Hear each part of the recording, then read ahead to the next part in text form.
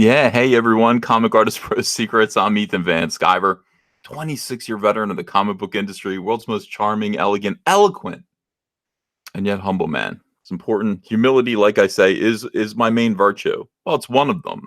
I've got a lot of virtues. Welcome to Comic Artist Pro Secrets. Welcome to Game Day. This is the most important day of all time. And I'm not exaggerating. I know that you think that I might be kidding about that. I might be exaggerating, but this is very, very important. This is the opening weekend of the MCU's Captain Marvel. How you guys doing? It's Friday afternoon. Is it? Yeah, it's just barely Friday afternoon. We got 80 people watching. That's not so bad for a Friday when you guys should be at work. Hello, everyone. Hello, Bat Goat. Hello, Bureau. Hello, Triple Skip. Hello, sometimes Pops.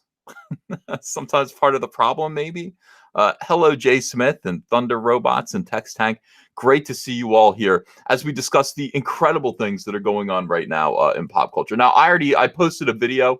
Let me tell you something. I'm being besieged by weirdos who are just like, Captain Marvel did really well on its Thursday preview night. Really well, Ethan. What are you going to say about that now? How are you going to explain that? I look forward to drinking your salty tears, Ethan. They say. To which I say, like that. Just like that. Do that whenever an SJW says something like that to you. All you can do is pop out your eyes and just go like that. That's all you can do.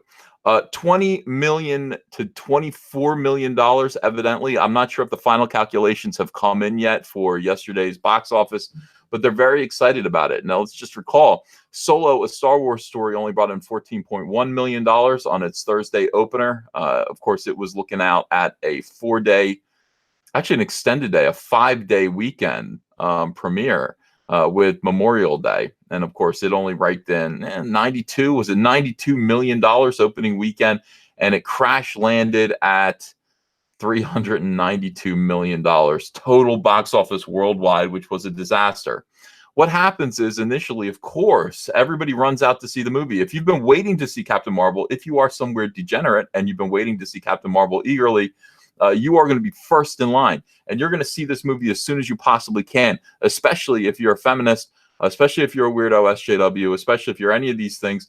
You are going to see that movie as soon as possible, and that is why your boy Zach saw it last night. I was like, what are you doing?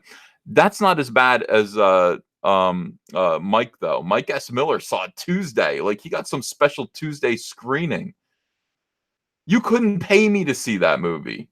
He's like, well, I didn't pay for it. Dude, you went to see that movie early. You took time out of your day to go see Captain Marvel on a Tuesday. He came back and shrugged his shoulders. Zach came back and said it was the worst movie ever. Zach called it a piece of garbage. And he said Kelly Sue DeConnick is in it. Just draw your own conclusions from there. Hey, Adrian Stone. He says, hey, Comicsgate EVS. Yeah, Mike SJW Miller. I think that's what we're going to have to call him right now. Mike SJW Miller. He deserves it. He absolutely deserves it. So there's a lot of weirdness going on with this movie. Of course, the reviews are getting worse and worse. Top critic score on Rotten Tomatoes has now sunk to 63%. 63%. I thought Metacritic was good. No, Rotten Tomatoes actually is hiding the truth in a lot of different ways. I mean, they actually have their critics trained now to be dishonest. We played a tape yesterday of somebody who works for Sci-Fi, Rotten Tomatoes critic, who actually came out and said, sometimes you got to play ball. Sometimes you got to play softball, he said. And that means, you don't always say, like, if I hated a movie, I'm not really going to say that. If I don't like an actress's behavior, I'm going to try to sweep that under the rug and pretend that I didn't see it and that it didn't mean anything. All these things. Sometimes you just got to do that if you want to maintain your access. He calls them access journalists. No, access media. He says members of the access media. Sounds like Axis to me. Sounds like AXIS, the Nazis. That's what it sounds like to me. What's the matter with these people? What is the matter with them? I don't know, but that is an interesting thing. The fact that, being part of Rotten Tomatoes means that you do need to, and you're expected to, kind of keep it zipped a little bit and play softball with movies that, have a huge budget and are important to enormous studios, even if you hated those movies. That is the thing. Flickster gives it a 31% audience score. Rotten Tomatoes has it at a 32, which means that, I mean, that's good. I mean, that's a good average there. Between that 31 score and the 32, we're looking at 2/3 of moviegoers who actually hated the movie, and that's substantial. That means something. So how are they reacting to this? How are these SJWs reacting to this? The ones that aren't celebrating and saying we got $24 million potentially. And I don't know about that. I will find out that information as soon as the final tally comes in. Box office estimates yesterday were between $20 and $24 million. I have no problem believing that. I think that's interesting. What's its face? How to Train Your Dragon came in at $22.2 million for its opening premiere day. So it seems reasonable. Is a Marvel movie as big as How to Train Your Dragon? I think it is. I think it is. All right, so let me look at this real quick here. This is this is a story that everybody's been sending me, and I'm like, should I do a video on this? I mean, I'm not Gamergate, but this is still pretty funny, and you know, I think it deserves to. I think it deserves to get looked at here. Bounding into comics, non-garbage tier. Yeah. Bounding into comics. I'm just saying. I don't know why they did this. This is a picture of Charles Dickens here, and it like I don't know. It looks like the Brianna Wu could be a descendant of Charles Dickens. Yeah, I will say no more. Brianna Wu calls for government legislation in response to negative Captain Marvel reviews. I can't take it. Why? Oh my God, these people are crazy. I wish it. I don't know what it is right now, but just the whole sensation of this whole article, and just this look at this look on her face. She's with the cat spectacles here. Calling for laws to be implemented to make it so that people can't give bad reviews to Captain Marvel. I just want to. Oh my God. Oh, I want to right now. What I want to do is I want to high dive into an Olympic-sized pool of freezing cold water. I don't. And I'll stay down there for a little while. Just hold my breath. Just feel the cold. All right. Yeah. All right. Equilibrium. Boom, surface, and just inhale fresh air. That's how I just want. I need to be cleansed somehow, body and mind and soul of this weirdness. I don't know why we have to put up with this. I really don't. I don't get it. Let me find out. So Brianna Wu, in case you don't know, I think she's trans. I don't know too much about Brianna Wu, except she was a big part of Gamergate. She was kind of like in the same camp as Anita Sarkeesian. I mean, if you were a Gamergater, which I wasn't, they had a whole Legion of Doom of wackadoo ladies who were, trying to cause trouble. They were all liars and grifters and weirdos. You had Anita Sarkeesian, who made all these videos. She made videos about why did they put up with this either? Why wasn't I there? Gamergate, I'm sorry. You could have used me back then. I was busy. I was preoccupied. I would have cleansed the face of the earth with these people. Anita Sarkeesian is actually making videos about why you can't play Super Mario Brothers because you have to save a princess or something like that, and that's sexist. That's sexist. And then you had who's the other one with the five guys? That woman was devious. She's over at DC Comics right now, led in the door by Andy Corey. And what was her name again? I always forget her name. She's writing. I know everything about her except for her name all the time. I'm waiting for you guys to help me out. Zoe Quinn, thank you. Yeah, Zoe Quinn, who basically wrote. I can't. It's so much worse. A Comicsgate faces a much bigger challenge than Gamergate did. In a way, I mean, Star Wars Gate, the SJWs in Star Wars Gate are kind of sad. I don't know, but Zoe Quinn actually made a video game about a depression simulator. Sorry, I can't.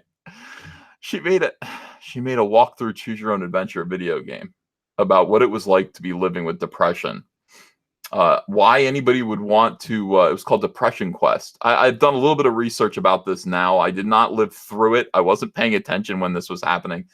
Zoe Quinn made this video game called Depression Quest, which was like you have to read the text, and there was some sad music in the background. It's like, you wake up every day wanting to kill yourself. Today might be the day, is it? Should you take your medication or not? Click yes or no. Take your medication? Click no. Okay. You're gonna run through the day feeling like shit and not wanting to do much. You didn't take your medication, so you're not gonna get out of bed. Are you gonna get out of bed? Or are you gonna get out of bed? Yes or no? Yes. Get out of bed. Go downstairs. Open the refrigerator. There's nothing in it except for a box of cornflakes. Why are cornflakes in the refrigerator? Because you're depressed. Click yes or no to take them out of the refrigerator. That was her video game, Depression Quest, and amazingly, well, yeah, look, I agreed. I agree with the general premise that women should be allowed to make more video games. I do, but Depression Quest was the end result. Now, the game was getting sterling reviews from the game media, the gamer media, and everybody was like, "Why is this video game being promoted so much? It's shit." I mean, manifestly, in most people's opinions, not everyone's opinion, it is ridiculous shit from the mind of a nitwit. Why is this getting all the? Well, then it came out, her boyfriend came out and said she's been banging all of the journalists and gamer media. And like everyone was giving it great reviews, these guys, and it was she'd had sex with all of them. And so that was the start of Gamergate. Like, well, I mean, you really probably shouldn't be you probably shouldn't be able to bang your way into good reviews, et cetera, et cetera. Maybe not. I don't know. That's a matter. Well, maybe not good reviews. Maybe you can bang your way into a job. I think that might be okay, perhaps. But the good reviews, that is a lie. And that was the ethics in journalism crisis. And then you had, of course, Brianna Wu. Now, where does Brianna Wu come into all this? I don't know. I don't know enough about her.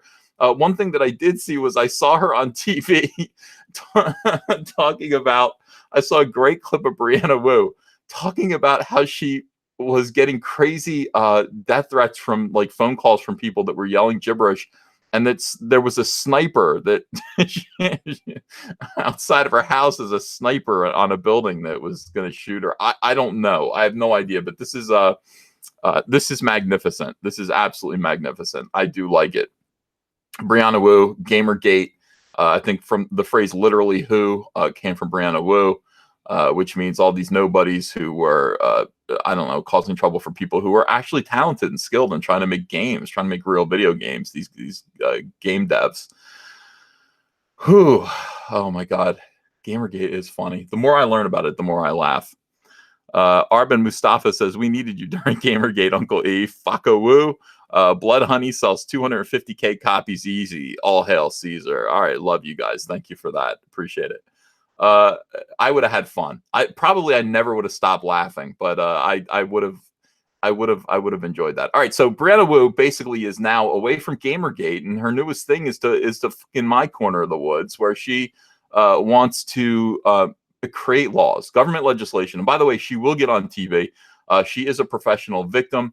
After all, there were snipers on the roofs, all surrounding her entire life. Training little red dots on her at any minute, ready to take her out if she said one more word about Donkey Kong.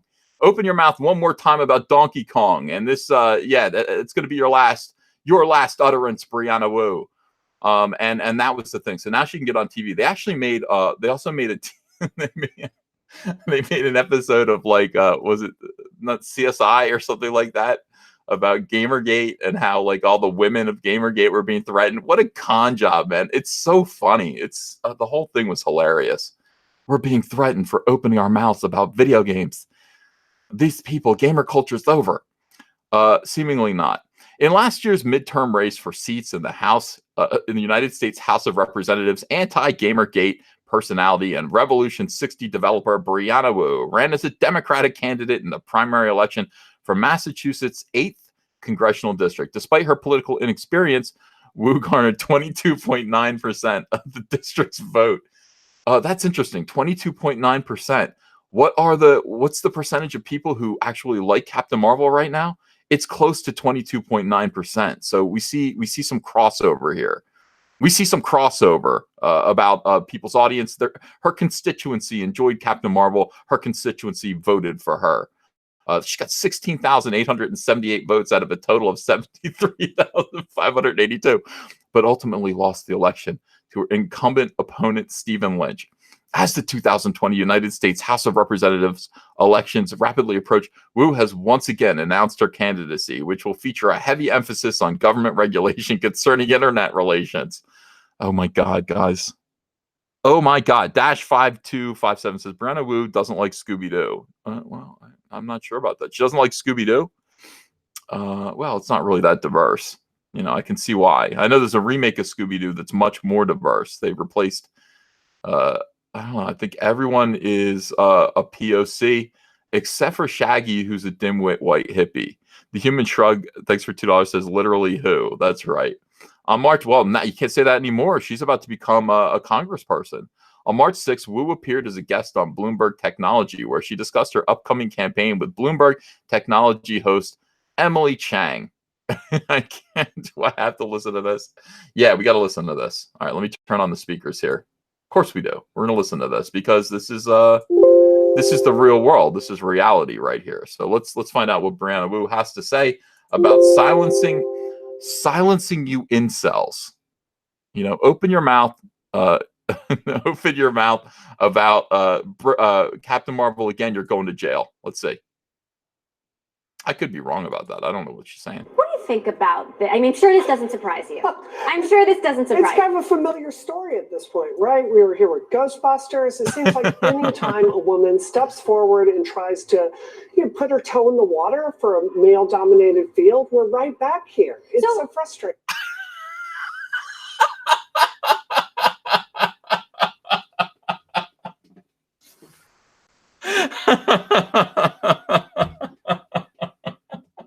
It's so frustrating.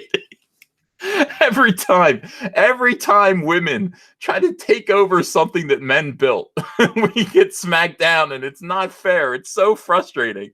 It's so frustrating. Every time we try to troll men by taking something that men built, that men like, and then replace the male characters with women just to annoy the men, we get smacked down, and it's really frustrating. It's really hard. Something's got to be done about this every single time. Do you think, and the social media platforms have been, they say, working hard. Twitter has made a lot of changes to fight online harassment, but does this go to show they're just not getting it or doing enough? You know what I'm thinking? Your first story was about Facebook moving to more privacy. And I feel like part of the backlash of women just being exhausted with being targeted online, it makes sense that people would want to move towards more private social profiles. Yes. So I think it's hand in hand. And I think it's just exhausting for all of us dealing with it. That was a BMW. That was like a 2003 BMW for $34.85. I wonder what Blue Book is on that. She just scrolled by that. She didn't really stop and take a look at it. I don't know. I would think about that. I'd consider that. So you think that privacy is a gendered issue? I do. Absolutely, I do. Well, it affects men too, for sure. But yeah. So do you think that... oh, she's awful. Oh, my God. Is it a gendered issue? Yeah, for sure. For sure. Well, it affects men too, but... All right, these, they're trying to get out of control, and Mark Zuckerberg will see what a more private Facebook actually looks like. Does this mean we need legislation? Well, I think that there is certainly a role in Washington for us to address what women face both in the tech industry and what users face on the other side. Something we've seen is really big promises from Facebook, from Twitter, from Reddit, from all these companies that they're going to address this situation. For me, looking at this in 2019, it's very hard for me to point to one thing that's concretely changed for women in the tech industry. So I do think Washington has a role to play. What does that regulation look like? Well, and I know this is something that you campaigned on. Absolutely. So I think it starts with letting these companies know that Washington's going to take it seriously.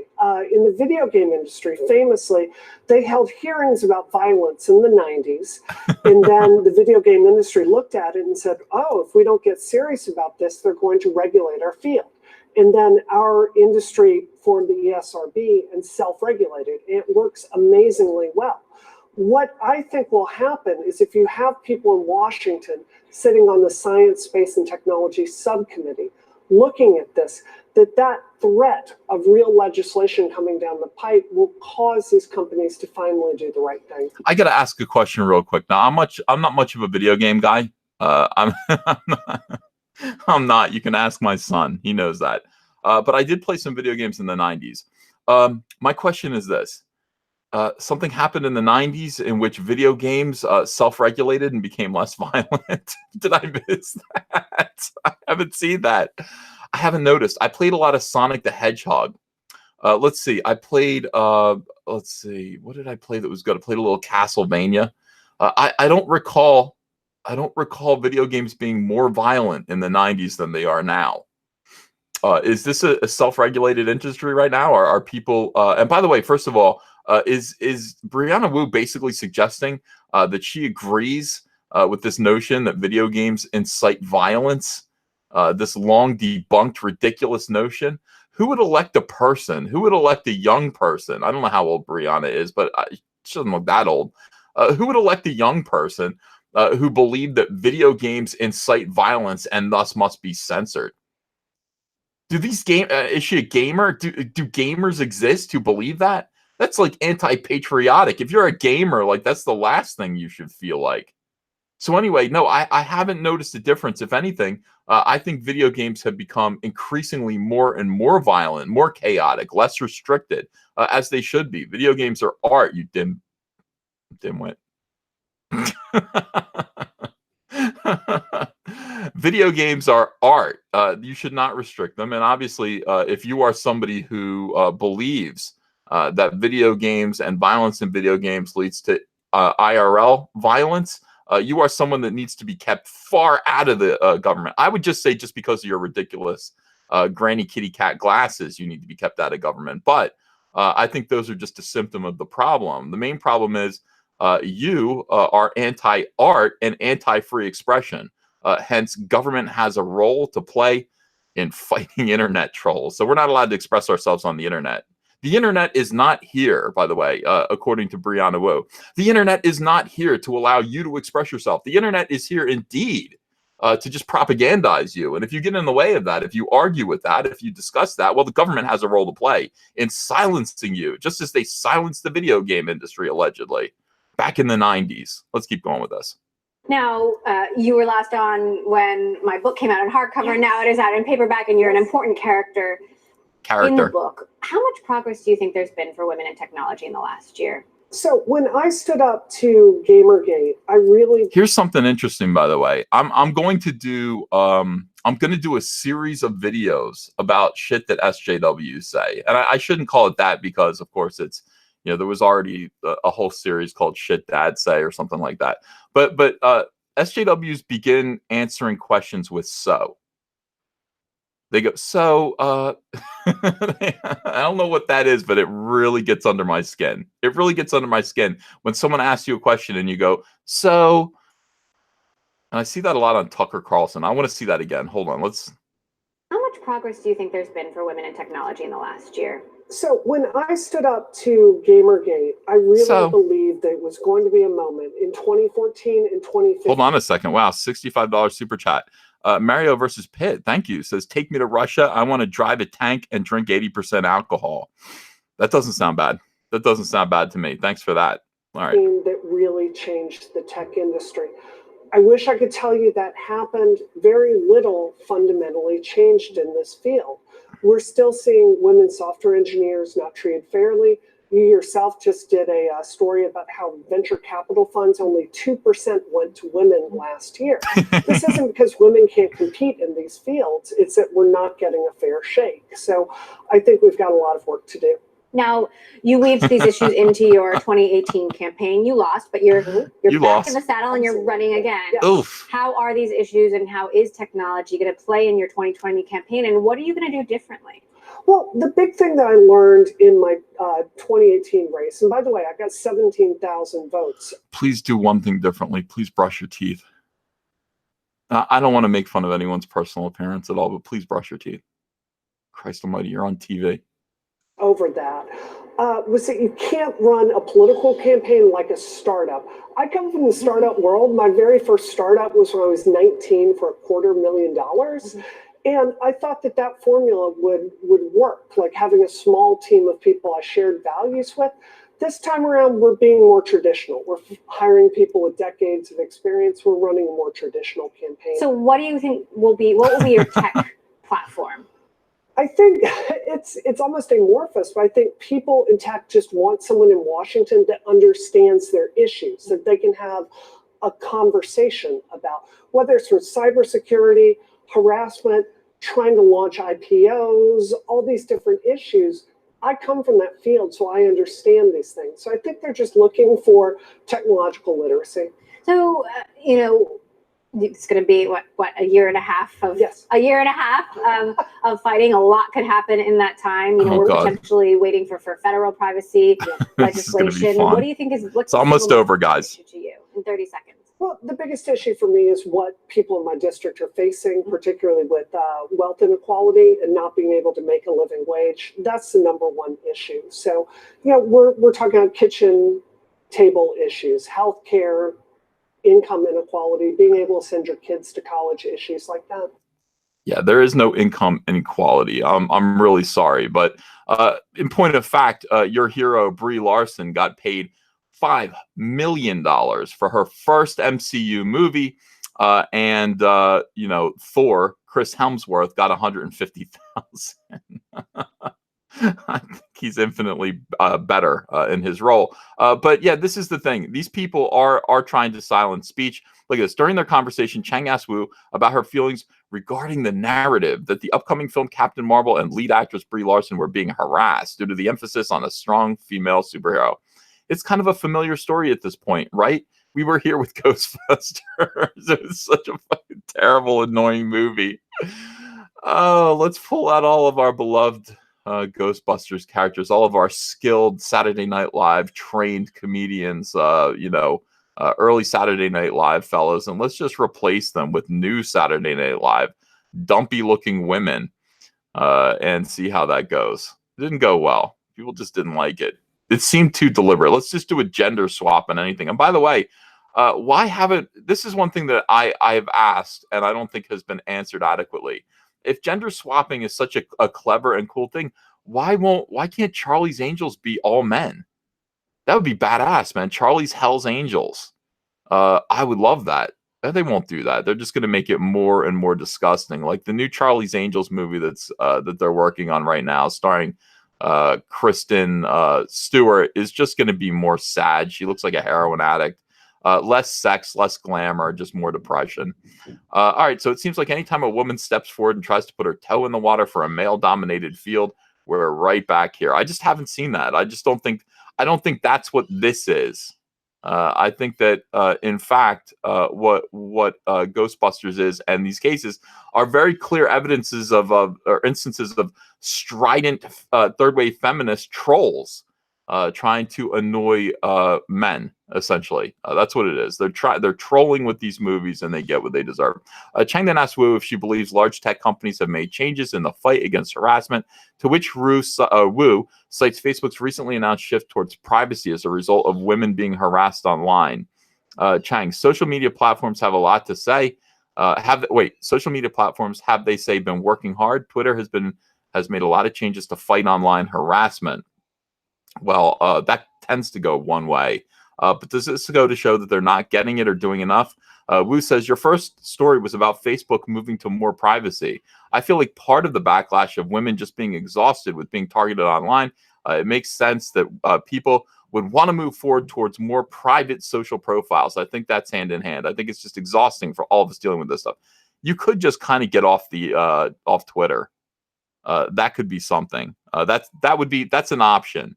But I mean, the idea that only women face harassment is such a goddamn lie. I face it every single day. Every single day I go online. Every single day I talk about Cyberfrog. Every single day these weirdos target my Twitter. I have more people muted and blocked every single day just to get through my timeline. The harassment that is propagated and propelled by SJWs towards Comicsgate, these anti-Comicsgaters, is unbearable. Most of the messages I get in private are people saying, "I don't know how you deal with it." Well, how I deal with it is just I use mute. I mute people as soon as you kind of get 2 strikes. I mute people and I move on. I mean, Twitter is a tool for me to promote my stuff. It isn't really necessarily a tool for me to go unchallenged all the time, or to stifle people, or to make it impossible for people who kind of disagree with me or want to criticize what I'm doing or what I believe in. 100% using the platform itself to crush these people. That's not what you do. There are tools to actually, make it a better experience. And I'm sure Brianna Wu deals with a lot of this garbage. But again, that's part of the end result of stepping forward and becoming a public figure. I'm fully aware of that. Though Wu claims that Captain Marvel was targeted by trolls due to featuring a female actress in the lead role, the recently lifted review embargo serves as contradictory evidence to both her assertions. The film currently holds an average of 65 on Metacritic from both male and female reviewers. Yeah, two-thirds of the negative reviews were from men. 1/3 were from women, and like Time Magazine. I mean, fairly big reviewers came down on this movie like a ton of bricks because it just isn't very good. And the idea that this is a matter of, hey, it's because a woman is a superhero for the first time, obviously is contradicted by Wonder Woman and the magnificent success and the way that fans embraced that film. Despite claims that the movie were being targeted for review bombs, before release, most negative reviews were merely people stating that they would not be interested in seeing the film. Don't ask the question. I mean, either, I guess they've taken that away, but I mean, it's a way of actually saying, hey, I do not enjoy the way this movie is being promoted. I am not going to go see this movie since you asked. And now they've taken away the right for people to actually promote their viewpoint and to register a complaint. It is ignorant to claim that no persons exist to have truly targeted Larson and Captain Marvel due to personal misogynistic beliefs, but these bad actors are a very small percentage of the overall discussion surrounding the film. That's right. Mary Sue, this article, by the way, was picked up and run with, like, everybody did commentary on this article. The Mary Sue is the biggest joke on the internet. I don't know, I don't know when they're going to wake up to that. The Mary Sue is a clown show.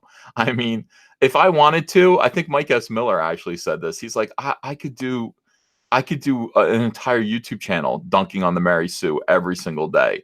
Like, every time they put forward some weird article, some weird view, I could just remark on that, do a whole new video. But he's like, I have to limit myself to one a week. And I think that's true. I think that's the way I treat it too. It's almost like fish in a barrel. But this article alone, all the negative reviews for Captain Marvel are from men. Just the title alone was such a lie. It was such a debunkable lie that everybody responded. Look at this, all men, huh? And then you've got Culturist Kristen Lopez giving it a splat. Laura Clifford from Reeling Reviews giving it a splat. Mara Reinstein, US Weekly, giving it a splat. Lindsay Bear, Associated Press, giving it a splat. These look like ladies to me. Stephanie Zacharek from Time Magazine, top critics, 3 top critics giving it a splat. Larson does get a few opportunities in Captain Marvel to be that regular flawed but strong human. There just aren't enough of them, and they're hardly the focus of the movie. The first female-led movie of the MCU deserved more.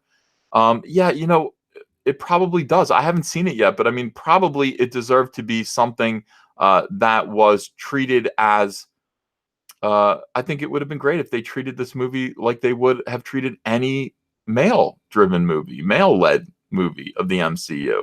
Don't focus on the fact that it's a female movie. Don't distract people with that. Don't distract people with your activism and your weirdness. Don't distract people with your politics. Get in there and do a kick-ass, powerful female. Well, I go back and forth with this because it's like when I'm saying that, I'm thinking in my head, I'm thinking about Wonder Woman. I'm thinking about Jean Grey, Phoenix. You know, I'm thinking about Black Widow. I'm thinking about Elektra. I'm thinking about all the cool characters that Marvel does have, and DC, of course, with Wonder Woman, that they have to work with. And then I go, you can't do that with Captain Marvel. Captain Marvel's a really bad character. Just at the outset, Captain Marvel's a terrible character.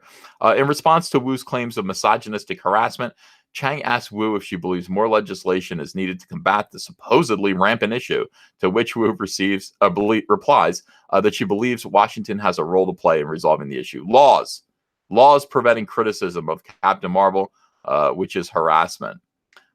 So yeah, all right, we can go on and on with this. What do I think of Wu's call for government regulation following fan backlash to Captain Marvel? I think it's silly. I think Wu is silly. I think anti-Gamergate is silly. I thought pretty much every character involved was a clown, and it was goofy. But again, this Gamergate thing actually got a lot more traction because video games are huge. I mean, it's just a big, enormous industry that is bigger than Hollywood, and so threatening the video game industry in any way, talking about it, you know, causing trouble within the video game industry. These were all things that were going to potentially make waves and cost people money. So yeah, it got a lot more traction than Comicsgate. Comicsgate is a lot more devious. The people involved are, I don't know, more numerous. They were all inspired by the weirdos of Gamergate. And yeah, it's a little bit more of a treacherous ground. The comic book industry, here's the thing, the video game industry is strong and vital, and it can survive this kind of an assault. The comic book industry was teetering on the edge of just oblivion. And then, I mean, it's already covered with maggots. It's just covered with maggots and vultures and disgusting, parasites of all kinds. And there's not much you can do to save it. I mean, all we can do is kind of just go a little bit west, go a little further west, and build a new comic book industry. All right, fascinating. God, that was weird. Brianna Wu is going to be a congressperson, perhaps. A congressperson. Brianna Wu was able to get 16,878 votes. Guys, did you vote for her? Did anyone in the audience vote for Brianna Wu? I would love to know. I would absolutely love to know. All right, so Captain Marvel right now is taking up all of the attention. Captain Marvel is a huge distraction right now. It's what Disney is promoting. It's what people are talking about. A lot of people have asked me, they've said, well, what about Star Wars? Yeah, what about Star Wars? I'm wearing, this is my game day t-shirt, of course, from last year. Right before Solo hit the box office, I was ready to go. A lot of people were. Star Wars seems to be on the back burner right now in terms of promotion. People aren't really talking about it because we've got two big Marvel movies right now to deal with. We've got Captain Marvel to see if that succeeds or sinks. And then obviously we've got Endgame that's coming out 6 weeks after that. And then there's Star Wars Celebration, during which we're going to find out what the movie is called, what Star Wars is called. And I think at that point, Disney's going to shift its focus entirely to Star Wars. So it's easy to forget that, of course, there is a huge Star Wars movie on the horizon. I'm totally I'm getting complaints from people who are just like, when are you going to get back to Star Wars? What's going on with Star Wars? I'm like, I'm obsessed with what's going on with Captain Marvel right now. It's hard to, realign. And plus, yeah, not a lot of things are happening right now. However, yesterday, something did happen. Yesterday, Bob Iger assembled a group of shareholders, probably worried shareholders. And he said, don't worry, let me show you some episode 9. And so there were actually people who saw some of Star Wars episode 9 yesterday. This got reported and largely ignored. Not a lot of people noticed this, again, because of Captain Marvel. But of course, I noticed it. And this is... it was reported by StarWarsNewsNet.com. Star Wars Episode 9 footage description revealed. So people who got to see the footage came out and, tweeted out some information about it. So let me read this to you real quick, just so that you know. While we did not get an official title reveal for Star Wars Episode 9 at Disney's recent presentation for their shareholders, they did reveal a sizzle reel of footage for the crowd that was present. That footage won't hit the internet for a while, if ever, but a description has arrived. This guy, look at this guy, got to see it. Look at him. He's happy too. Let me see how happy he is. He's looking good. He's like, I saw some Star Wars 9 before you did. You guys are going to have to wait till Christmas. You guys are going to have to wait for Christmas, but I seen it. I seen it. Let me get rid of this here. Star Wars, Avengers, Galaxy's Edge. It's all so awesome. He's excited. They got him pumped up about, being a Disney shareholder. Seriously, though, the shareholders' meetings are always a blast. How can I own a share? I need to own shares of Disney. If you want to chat. Yeah. The footage from Avengers episode, the footage from Avengers and then episode 9, Lion King and Aladdin all look great. Now I know you're lying. Now I know you're lying. Aladdin looked ridiculous. Don't even tell me. The world's nuts. I think people are just all liars. Somebody says, why do you care about Star Wars episode 9? Because I love Star Wars and I can't help it. I do care. Listen, I can boycott Captain Marvel. I don't need to see Captain Marvel. I don't need to see it. I do need to see episode 9.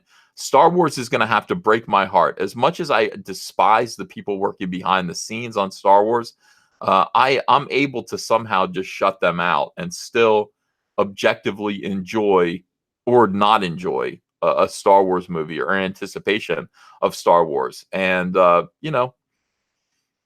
yeah, I can't boycott episode 9. I'm not there. For a while I was. For a second I was when they attacked the shards of the Vader fan film.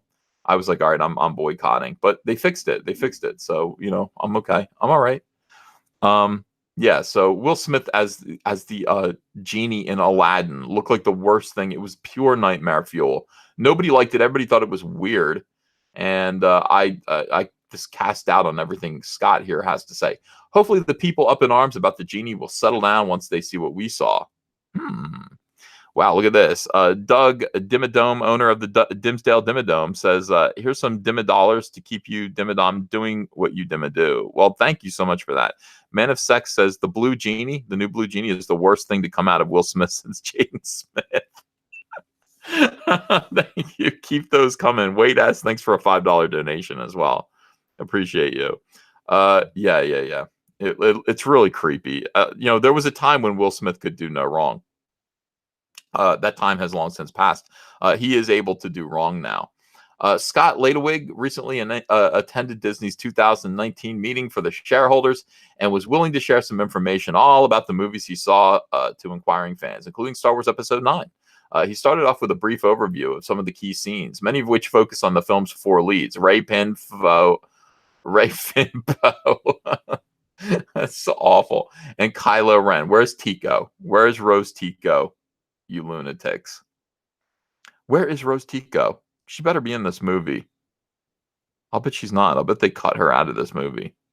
Wanker Chief, thanks for £5. Caring about Star Wars at this point is like hugging a cactus, Uncle Ethan. Don't hurt yourself. Well, I have to think about that. I'm not there yet. I feel like Star Wars is dead, but I still have to see it through. Star Wars 9. Will I see another Star Wars movie after Star Wars 9, like any of this new stuff that has nothing to do with anything, but it's called Star Wars? I can't promise that I will. I care about, I want to see Luke. I want to see Lando. I want to see whatever they have left of Princess Leia. I want to see Rose Tico again. And, again, I've said it over and over again. If they put Rada the Hutt in this, I'm excited. I'm excited. Peter Hand says, Mike Zero reports Star Wars 9 not dead yet. Mike Zero's been to the future. He knows. Worst One says Star Wars is dead. Episode 9 is the funeral. Yeah, I kind of feel like that in a way. That's actually very, very well put. That describes how I feel. Ian Howe says, when's your next P.O. box run? According to my tracking number, your care package has arrived. Oh, thanks, Ian. I don't know. I mean, I might go today. I got to go out and do a couple things. Today is actually Monster Mania. I might live stream from Monster Mania in Cherry Hill. Get some autographs, get some more wrestlers, meet some more wrestlers, get them to do intros for Comic Artist Pro Secrets, perhaps. Yeah, so I might stop at the post office. I don't want to do that too often. Making those videos, I don't want to clutter people's lives with all of my opening videos. I feel like you guys tolerate them. I feel like I don't know if people like. I don't know if you guys like them. Do you like my box opening videos? We do them because it's fun, but you know. Cricken4457 says, Uncle E, did The Last Jedi not break your heart? It did mine. Star Wars is dead to me, and now they're parading a corpse. All right. Well, look at it this way, though.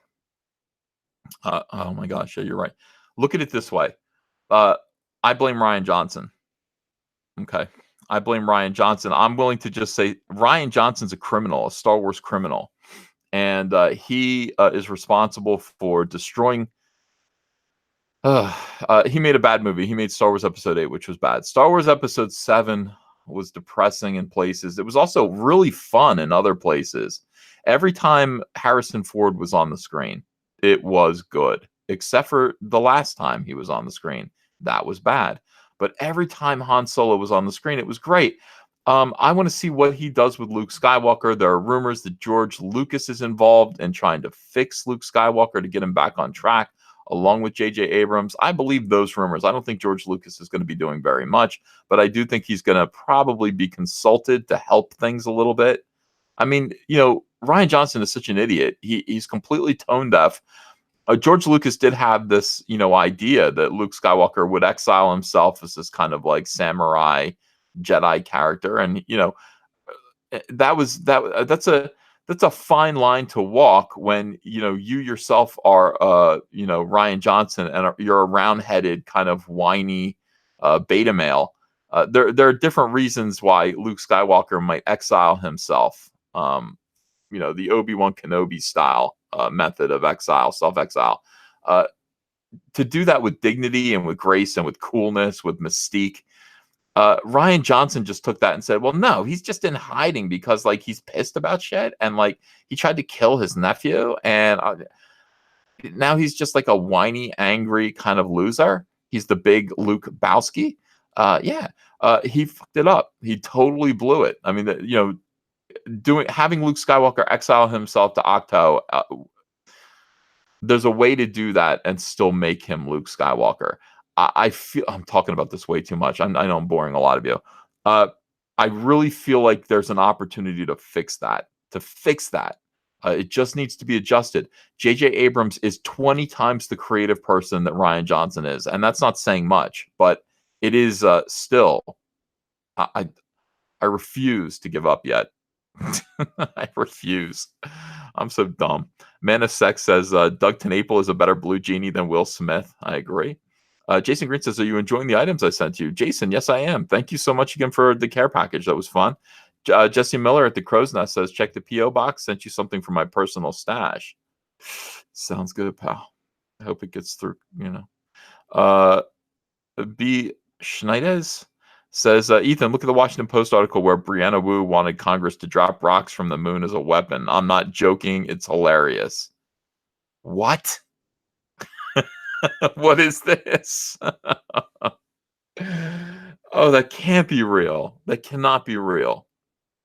Potato Radio says, hey, Uncle Ethan, want some fun? Look up the Metacritic reviews of the first Marvel woman superhero movie, Elektra, shilling, white knighting even then. Oh, nice. Yeah, I believe that's probably true. I do believe that's true. All right, so Scott says a bit of both. Oh, so we saw a blockade runner in an abandoned-looking hangar, an explosion knocking stormtroopers into a starship hangar bay. Kylo Ren in a white room looking at the Vader helmet. This all sounds familiar to me. Rey, Finn, Poe in a Falcon in the Falcon cockpit. So all three of them together. Yay! I could care. I don't give a damn about any of these characters at all. Rey, Finn, and Poe are added up, they equal 0. They are absolutely so boring to me. I also don't really care about Kylo Ren. I don't really care about him. You know, the only way I would really care about Kylo Ren, I guess, I would like it. Let me think. I would like it if at the end of this movie he becomes Darth Vader. I would be like, okay, like he should actually wear the armor in tribute. I think that would be interesting. And then we'd have a new he could be Darth Ren. I don't know. Something. Just make it Star Wars, please. These 3 characters are so bad. They're so boring. They're so boring. A 4th character is presented in the Millennium Falcon in the scene where the 3 leads of the sequel trilogy are in the cockpit. Rey, Finn, and Poe together.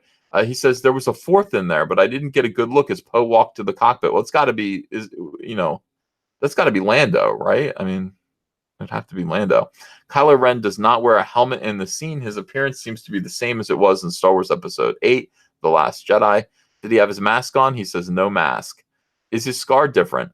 Going to guess no, but the scene goes by so quick I couldn't really say. It's also overwhelming to take it all in. This might be the footage that we see at Star Wars Celebration, by the way. Did he look any different in the Last Jedi outfit and general appearance? Thanks again for all this. He says, we only saw him in one scene, and he looked pretty much the same as far as I can recall. Also worth noting is that Kylo Ren is in a room reminiscent of the Darth Vader's meditation room, seen in Star Wars Episode 5, The Empire Strikes Back. In that scene shown, he appeared to be distraught. Interesting. I said he's in a room like in the Rebel Blockade, runner style, that bright white, and he's looking down as a box or container opens to reveal the charred Vader helmet. See, that makes me think that he might, I don't know. That makes me think he might decide to look like Darth Vader at the end of this movie. All right. So was it like this? And he goes, oh, yeah. It was kind of like this. Interesting.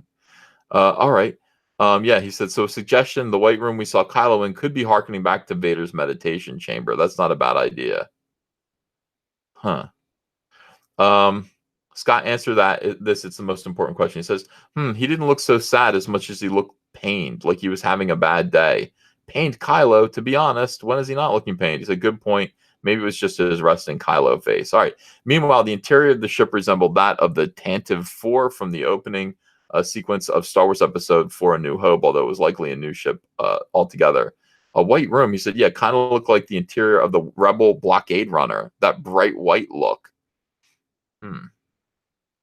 Lando also appears in the sizzle reel of Star Wars Episode 9 footage, and Rey visits what appears to be a repurposed version of the exotic city design that went unused in The Force Awakens. Lando is briefly in there. Rey with Chewie's Bo-Castet. Finn, Bo-Caster, I guess. Finn in some abandoned-looking ship interior. So Disney Parks just reminded me, we saw a marketplace scene with Rey walking through and some aliens. The footage that was shown went by quickly, but one thing that Laidwig remembers was a number of behind-the-scenes shots of Daisy Ridley preparing for her own stunts. Who cares? It's so boring. It's so hard to recall because it fits from scene to scene so fast. Nothing really stands out from behind the scenes. Oh, wait, I just remembered a really cool clip of Daisy doing wire work, jumping and turning a somersault high up in the air with a lightsaber. Did Rey at any point have a lightsaber, if I may ask? Yeah, pretty sure on the behind the scenes, we see her doing wire work with a saber in hand. Not in the finished footage that I can recall, but I could have missed it. Rey's hairstyle, very important. Her hair looks the same. The same as in the scene in the end of the last film where it was down at the beginning when it's up. I think it was this is good. This is a girly concern, Scott. It was up in most scenes, but it went by so fast I may have missed it. When asked about if any major space battle sequences were shown, Laidwig explained that he didn't think that they were far enough into post-production to show anything. Anything regarding large capital ships or fleet battles? No, not really. I'll bet those effects and scenes are still being worked on. Yeah, they just finished. They just wrapped up the entire. Well, first their initial shooting's all done. It ended in February. Now they're going into post production. There are rumors that they're trying to get some of the old actors from the prequel trilogy to come back for some reshoots or something. I don't know. That's Mike Zero stuff, and I don't know how true that is, but. The movie wrapped last month, so I'm sure now they're doing all the post-production. Laidwig also stated that he wasn't sure if any of the other cast additions to Star Wars Episode 9 appeared in the sizzle reel. Were there any of the new cast members shown besides Lando? He says possibly, but it goes by so quick and we only saw it once. However, he also noted that the Knights of Ren were not part of the sizzle reel. No Knights of Ren. All right, so very little. I mean, just very little information.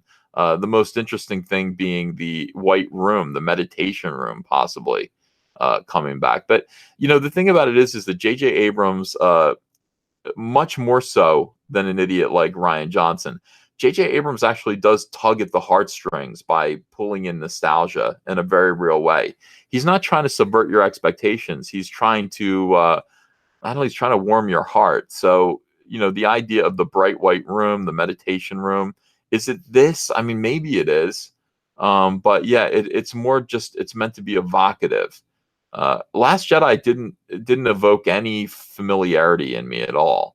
I think that's where it went wrong. That's where it started to go wrong. I watched that movie and I didn't feel like it was Star Wars. I did feel like The Force Awakens was kind of Star Wars, but it was like perverted. It's hard to explain. So I don't know. We're starting to see stuff. Rumors are things are actually leaking out. Proof that Episode 9 is truly happening. It does seem to be late. I don't know what it is. It just feels like it's late to me. Like we should have already had the title. We should already know stuff about it. We don't know. We don't know much about it yet, and no information about Tico, which is problematic to me. I just want to know about Tico, honestly.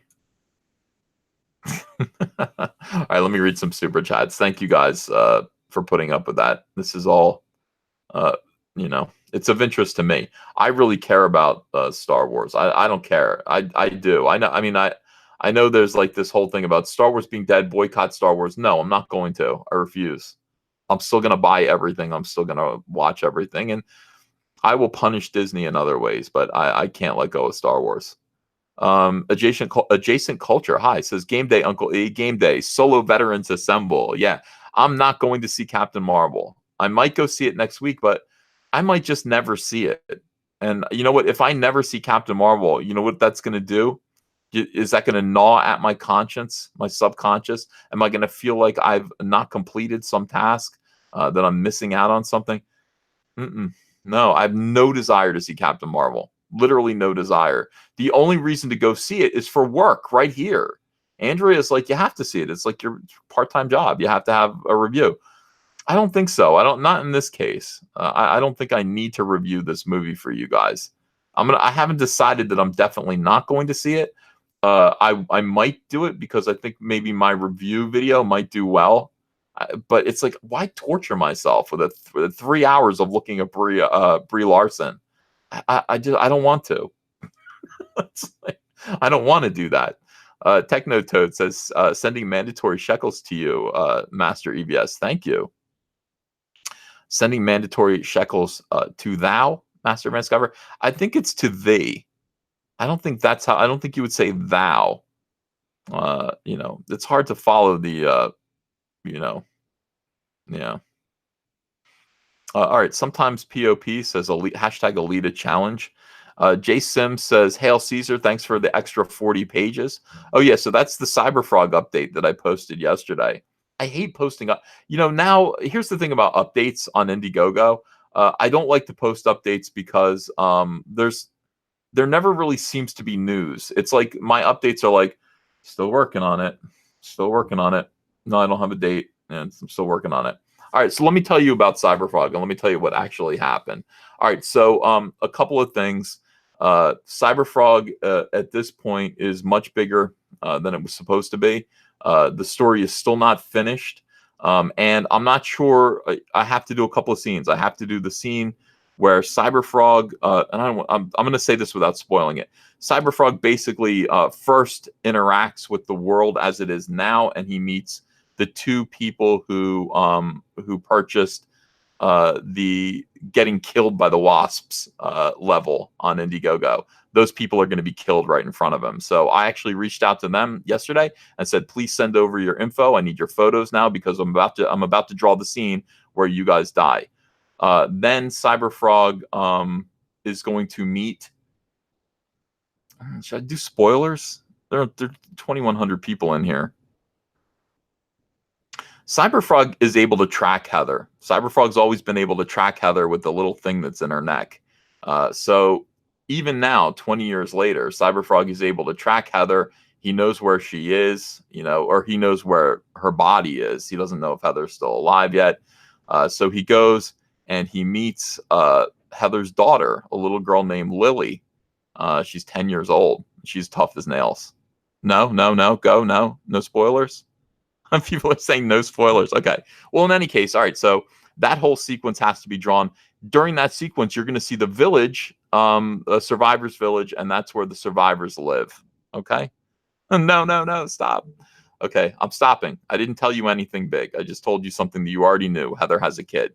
All right, so Survivors Village, I sent the message out to all the survivors. There are 6 people who bought the survivor tier, and they're living in this village. So I'm going to be getting their artwork or their photos, and I'm going to incorporate them into. We're going to work them into the story. The whole middle section where Cyberfrog. There's a peaceful, calm section that I have to draw. Finish off the ending of the story. And the ending is bleak, and then it's ready to go. How long is this going to take? It could take 6 years if I wanted it to. So what I did was I hired an editor and also a fulfillment company. Now, I hired a fulfillment company that is used to handling collectibles, okay? Let me just put it to you that way. A lot of people are concerned about their comic books getting to them in mint condition. Obviously, these are not normal comic books. This isn't like a magazine that's being shipped to you. This is an expensive collectible. Everything that comes along with your comic book, if you ordered at a higher tier, these are all expensive collectibles, and thus they need to get to you in mint condition. So that if you want to, send it to CGC or something like that, you're going to be able to. You'll be happy with what you get. So the company that I hired to do the fulfillment, which is the boxing and the shipping of all of this product to you, is top notch. Okay, top notch at this. They will get it to you safely. I'm not going to box anything. I'm watching Zach and Mike Miller do all their boxing, and they're like, "How are you going to do this?" I'm paying somebody to do it. I'm not going to do it. I'm going to pay somebody else, and let's employ some people. Let's spread a little money around. But the important thing is that you guys get your books intact, and nothing gets jammed into your mailbox, and you feel like, oh, my book's ruined. That's important to me. That's important. So you're going to get it flat. You're going to get it in great shape. It's going to be perfect. And if you have a problem, the fulfillment company will make sure. We're going to overprint Cyberfrog Blood Honey by a certain amount to make sure that anybody who gets a defective copy will be satisfied. They're also really good with international shipping and keeping collectibles intact. So I wouldn't worry about that. And I don't want to worry about any of that. I don't want to do that. And they're telling me, because I've got an editor and everything now, and this is all part of All Caps Comics.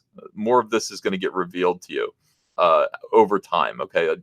Priority 1 is getting the book done. But All Caps Comics, the first release, they're actually taking all of the Cyberfrog material from the 90s. All of it. Every little piece of the censored page is going to be in it. All the ash cans, all the bonuses within the ash cans are all going to be put together. The color is going to be stripped from them, and they're going to recolor those pages. And you are finally going to be able to get, because it's in such demand, you're going to be able to buy a collected 250 page collection of every Cyberfrog book that's ever come out. Okay. Except for Blood Honey, except for the new stuff. And I think it's going to be called Warts and All. I'm going to sell it through the direct market, possibly, but mostly I think we're going to do it through Amazon. I do want to keep, I don't know, I just feel like I can do it through Amazon. We had a big discussion about this. We had a big meeting, and it was just like, I think I can do better. I think I can sell more copies if I just give you guys the link every day. If I just do videos where there's an ad saying, get Cyberfrog, Warts and All, from Amazon right now, the link is below in the description. I think we'll sell just as many copies through my videos as if we actually promoted them through the direct market. And they agreed. And also, it'll cut down on the weirdos. I explained to people over and over again that, like, I don't want it's important to me that we don't allow SJWs to step in and cause any trouble whatsoever. There should be nobody in between you and me. There should be nobody in between you and me. No retailers that can get stepped on. No publishers that can get pressured and harassed by SJWs. It really does need to be just you and me. And so putting it through Amazon just makes sense. Or, I mean, we could crowdfund it. I don't know. We could crowdfund it. You could order it that way. I have to think about it. There are a bunch of different ways that we could do this. But I mean, I like, yeah, I like the idea of just keeping it, again, just keeping it small, keeping it Comicsgate. We'll print maybe 10,000 of these, and I think we'll sell out. I think we would sell out of these books. Other thing is, people are asking about the black and white edition. I spoke to the people who I'm publishing with, and yeah, they're thinking a couple of things. Like they said, well, you know, we could do like these really nice hardcover, expensive, oversized editions of Cyberfrog Blood Honey in black and white. And what we would do is we would just take the original art, print the original art out, like get really nice scans, so that, you know, it's not just that they're in black and white. These are going to be photographs of the original art. So you'll actually see the borders, any scribbling I did around the border of the page. You're going to see the blue line, the scribble, you know, layout, scribble, and all that stuff. It's going to be just, it's going to look like an artist-proof book. They've been doing this with Jack Kirby original art. You know, a lot of, I think IDW has been doing this. They can do that with Cyberfrog Blood Honey. Now, my thing was, I don't want to do, you know, Doug TenNapel is offering like a super expensive high-end product in terms of it's like hardcover. It's got like a furry cover or whatever it is. I don't really want to do that. I want to keep things inexpensive. I remember Alex Ross did some oversized painted books for DC Comics, but they felt like comic books. They were still, you know, I don't know, they still had a staple in them. And I kind of want to do that with this. I don't think I want to do hardcover books, but I mean, I'll listen to you guys as we crowdfund. We're going to put up a crowdfund as soon as the comic book is done. As soon as Cyberfrog Blood Honey is done, there are going to be 2 crowdfunded projects at once. First one's going to be Rainbow Brute, and the second one is going to be Cyberfrog Blood Honey, the black and white edition. So I'll have 2 crowdfunded projects going concurrently.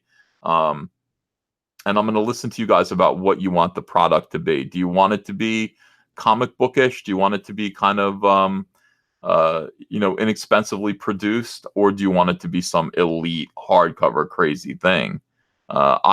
You know, hard metallic cover. These are all things that we could talk about. We can do absolutely anything that we want. There's going to be a trading card set, guys. A plushie is in the works. Cyberfrog plushie is in the works. Possibly Salamandroid. We'll look into that. There is early discussion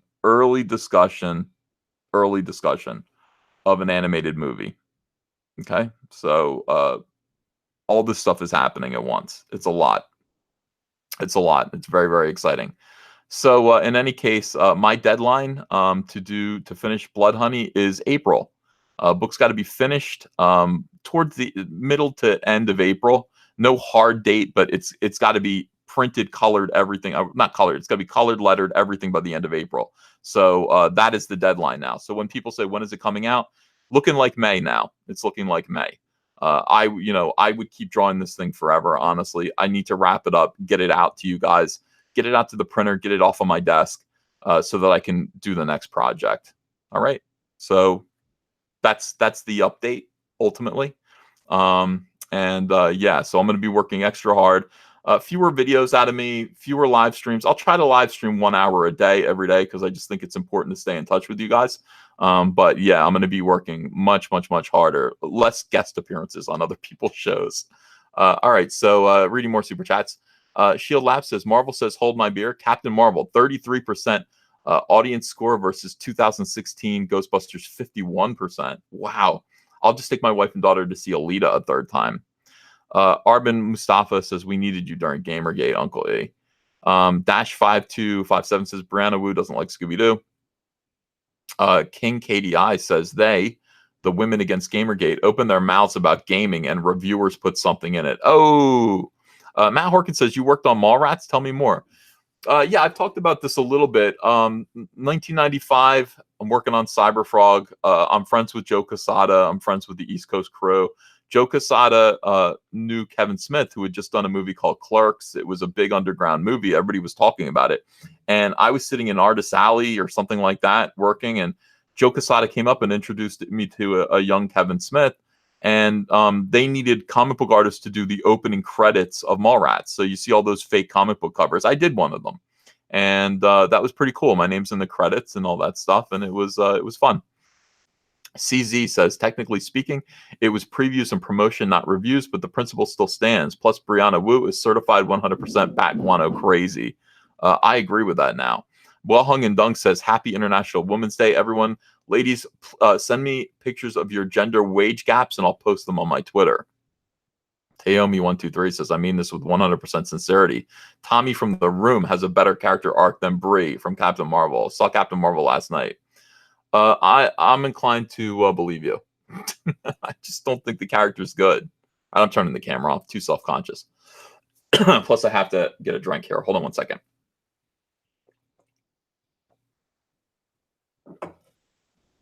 I talk all day long. It's wonderful.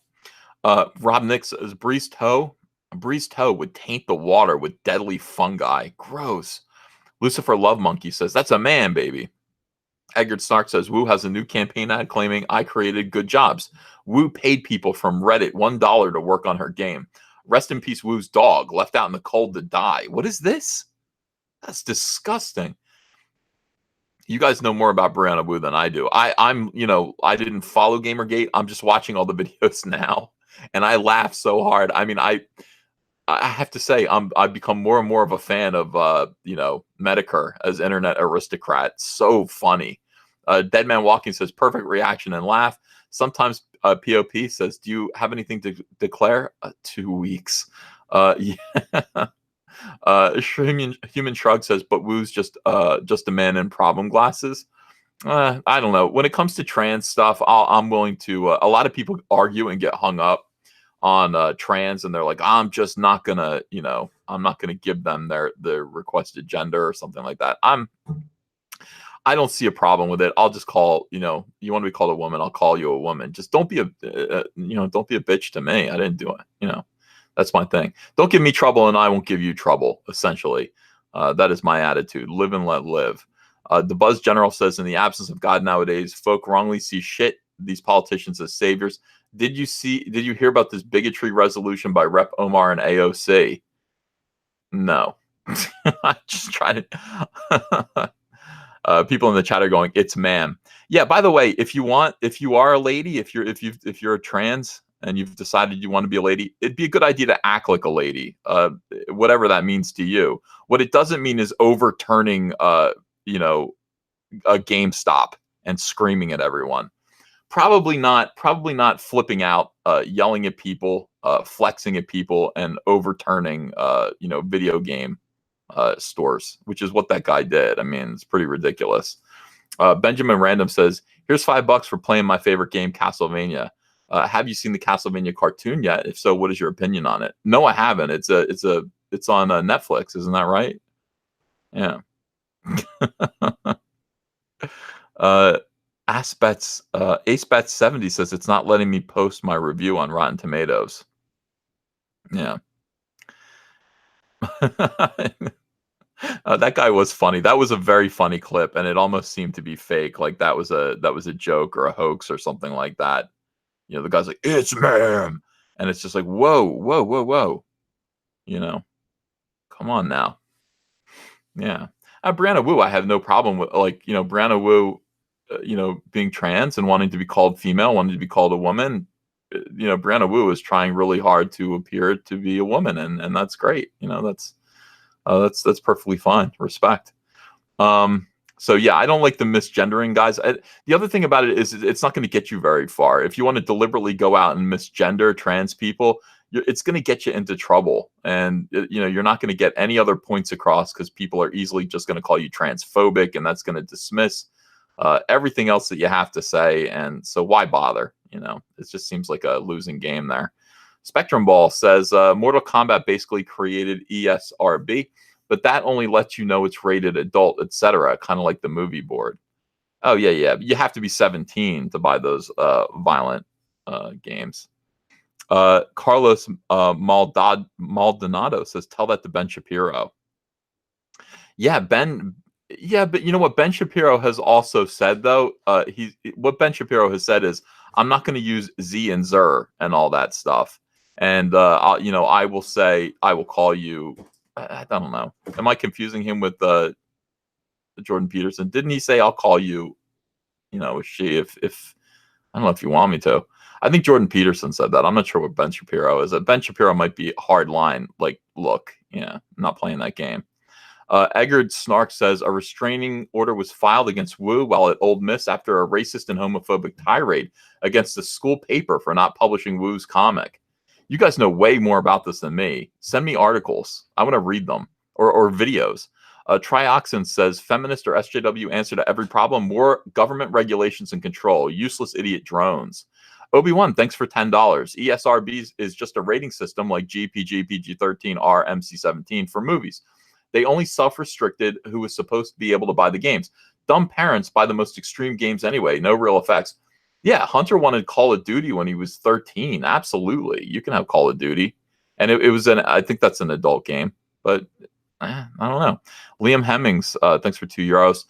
Edgar Snark says, press F to pay respects to Crash Wu's doggo that was left outside to die alone on the cold, dark Boston winter night. Yeah, what is that story from? Send me that story. Twitter it to me, or DM it to me. Andrew Rotten says, in the newest Mortal Kombat, there is a fatality where a lady kicks you in the gonads so hard your spine with skull attached flies from your body. LOL. Now that seems funny. That's old school Peter Jackson style violence, and I love that stuff. Critical Equation says, after 20 films, MCU fatigue was a real concern, and Captain Marvel is the straw that will break the camel's back for many. What will people spend their money on now? I don't know. I think it's hard to say because is it true that the Avengers are all going to die? There's going to be no more Captain America. Like these guys, we know that Chris Evans is done with Captain America. So I don't know what they're going to do from here. I really hope they don't bring the SJW characters in. I know their next movie, from what I understand, is the Eternals, and the Eternals is going to have the first gay character on it. I read an article about that yesterday. I might do a video. But yeah, they've got to find some. How are you going to replace these guys? Well, I mean, Marvel Comics tried to replace the characters that these actors, are portraying, and that didn't go so well. How would you replace Robert Downey Jr.? Robert Downey Jr. is pretty much the only reason why I'll see any of these movies. That guy has charisma like you wouldn't believe. Robert Downey Jr. is the most likable human being on the face of the earth. If he's not in these movies, I don't want to see him. Chris Helmsworth's fine, but he's fine. Chris Evans is, another SJW. He's fine. Who else is in this? I can't stand Mark Ruffalo. I hope he falls into a hole, a deep one. And then ScarJo's great. Hawkeye. Yeah, really, honestly, if you really look at it, if you just examine this bit by bit, Robert Downey Jr. is carrying this whole franchise. I mean, he really is. Robert Downey Jr. is carrying it all. He is the key to all this. Ian House says, any plans to visit Galaxy's Edge? I'd love to see some live streams and a video tour. Yeah, that is going to be that's something I'm going to have to do. When Galaxy's Edge opens up, I don't know if I'm going to go early on, but yeah, this is going to be one of those things where I ask Andrea, we got to pack up and we got to go to Disney. Got to do Galaxy's Edge for a video. It's important. Well Hung and Dunk says, happy International Women's Day. Incels, ladies, send me pics of your gender wage gaps, and I'll post them on my Twitter account. Thanks in advance. That was clever, but very sexist. Man of Sex says, I'm refinishing my floors with Brie Larson. Yeah, Critical Equation says, holy shit, Rotten Tomatoes just deleted 50,000 audience reviews. Is that true? How do you know about that? How do you know about that? Please send me that info. Scott Brown says Rotten Tomatoes. Oh, somebody else just purged 55,000 reviews on Captain Marvel. Wow. That's amazing. Wade S, thanks for a $5 donation. How do you know they purged 55,000 reviews? You've been saying it for 20 minutes, I know, but I've been talking about other things. Yeah, let me know, please. I'm shocked. I'm stunned. Lucifer Love Monkey says, "Rest in peace, King Kong Bundy." Yes, indeed. That is something else. And I'm gonna have to see this article where Brianna Wu wants to drop rocks from the moon as a weapon. That can't be real.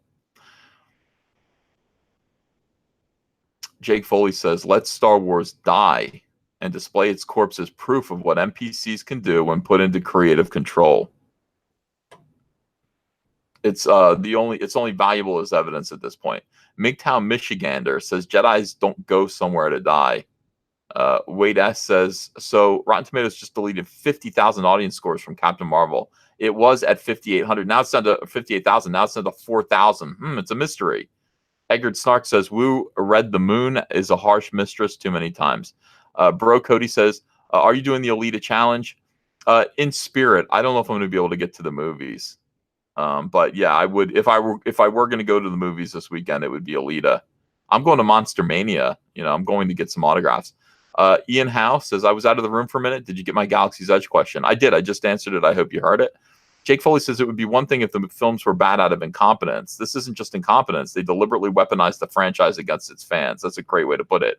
Love of Knowledge says Rotten Tomatoes is not accepting my negative review of Captain Marvel. Is anyone else experiencing this issue?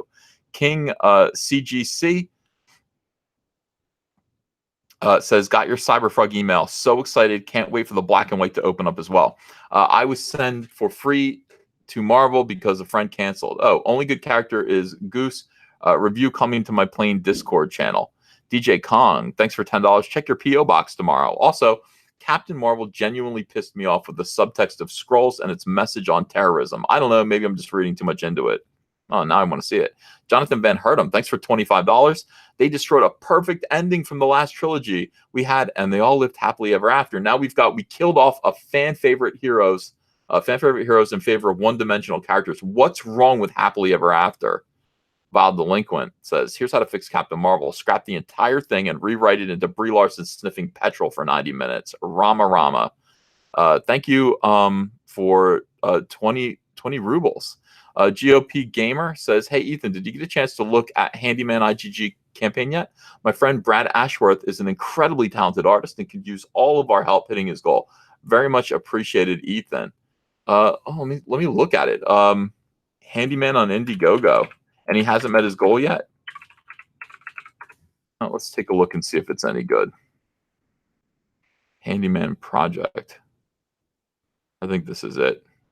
Yeah, this looks like it's it. I'm going to show people if that's okay with you. Let's just take a break. You sent me $20 bucks. Not 20 ducks. I would like 20 ducks. You sent me 20 bucks to show this. And so let's look at it. This is called Handyman. It's by Brad Ashworth. Look at this. This actually looks really cool. Black and white and red all over isn't a joke. It's our comic. Handyman is a bloodbath of action and redemption brought to life in 48 pages of stunning grayscale and dripping with visceral crimson ink. Wow. Hold on a second. I'll look at more of this. Let me turn my microphone back on. Okay. Yeah. So we scroll down. Look at this art, man. This is great. This is really great. Nice shot. Zach always talks about like straight on shots, everything straight on. Look at this angle here. This gorgeous like 3-point perspective. Look at this vanishing point. It's right down here at this guy's foot. Yeah. Oh, this one's way off the screen. Good stuff. Yeah, this looks good. Everyone, I want to throw some support behind this. This is Handyman on Indiegogo. How far away is he from his goal? Oh, he's a long way. He's got 44 days left, but he's trying to hit $7,000 to make this happen. This looks like a good book, and you should definitely consider backing it. Just look it up, Handyman Project on Indiegogo. There you go. Yeah, DJ Kong says, I had free tickets to Captain Marvel and I wish I had them back. Jake Foley says, if I had one good thing to say about the new Star Wars films, it's that they motivated Mark Hamill to improve his health and get in shape. Yeah, that is good. That is true. GOP Gamer says, we don't want you to see it. Go see Alita. Thank you for saying that. I don't want to see it at all. Eggert Snark says 54,000 user reviews nuked by Rotten Tomatoes. Take that, incels. See how they cheat? Like, they cheat. They go, you're a troll. Your opinion doesn't count, and so we're gonna remove your opinion from you. You know, we don't have to. When you're in that kind of control, when you have that kind of power, like they do over the media, they're able to do that. They're able to deny you your voice. They deny you your voices. They call you names. They deny you your voices, and then they wonder why they fail. They go, why won't you spend money on our product? Why? Well, that's why. Brendan G says, regarding Captain Marvel, just read the novelization. Yeah, there's this thing going on, though, Brendan, where people go, but, you can see it for free, or you can. I don't want to see it at all. Like, I don't want to spend money on it. I don't want to know what the story is, really. I don't want to waste my time. I don't want to spend time on it. That's the thing. Like, why? It's not just a matter of money. They produced a product that is toxic and boring and not for me. So I don't want to see it at any price. I don't want to waste my time on it. I don't want to even think about it too much. I want to think about the phenomenon that created it, that proliferates projects like this, that abuses the fans. These people hate you. These people absolutely hate you.